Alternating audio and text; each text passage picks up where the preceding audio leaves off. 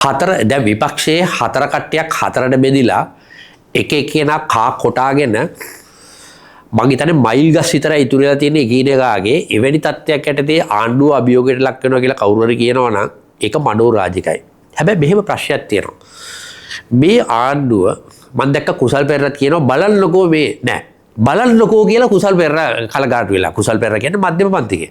ඔව් මේ ආණ්ඩුවේ පාලන බලය අවුරුදු එකමාරක් ගෙවිලා තියෙනවා මධ්‍යම පන්තිකෝ කලකිරිලා තියෙනවා. අනිවාර්යයෙන් මේක වීම පුදුබයක් නෙවෙයි. මොකද මධ්‍යම පන්තිකෝ කියලා කියන්නේ චලනය වන මනස් සහිත පන්තිය.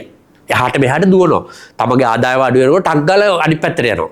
නමුත් රටේ පල්ලෙහා ඉන්න 80%ක ජනතාවගේ සමාජාර්ථික තතු මේ ආණ්ඩුවට වෙනස් කරන්න පුළුවන් නම් අපි පොඩ්ඩක් බලාගෙන ඉන්න ඕනේ ගැන. මොකද අවුරුදු 70කට විතර පස්සේ රටේ පල්ලෙහා සමාජ තීරු වලින් ආපු ආණ්ඩුවක සමාජික තමයි ඉන්නේ. මටත් අපිරියයි මේ ආණ්ඩුවේ සමහර වැඩ. හැබැයි අපිරිය වුණත් මේ පන්තිය මේ කොහොමද මේ ආණ්ඩුව කරන්න කියන එක තියෙන්නේ. ඒක හරියට අර පංච විප්ලවයේ දින 70 දී මිය ගියා වගේ ඊට පස්සේ ලෙනින් දින ඒ කියන්නේ ලෙනින් බොල්ෂෙවික් ආණ්ඩුව පිහිටවල දින 70 පහුවෙච්ච ගමන් එයා අයිස්වල නැටුවලු.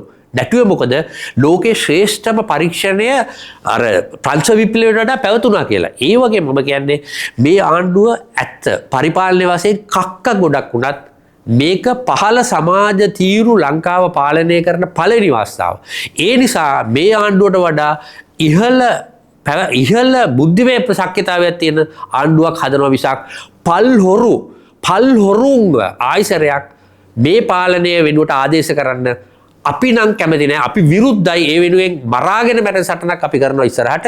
මොකද ඔය මහා ලොකු YouTube කාර්යෝ පිටිපස්සේ ඉන්නේ හොරු තක්කඩි සිගරට් හොරෙන් ලංකාවට ගෙන්නන තක්කඩි තමයි මේ YouTube කාර්යෝ පස්සේ ඉන්නේ කියන එක මම ඔබලාට කියන්න කැමතියි.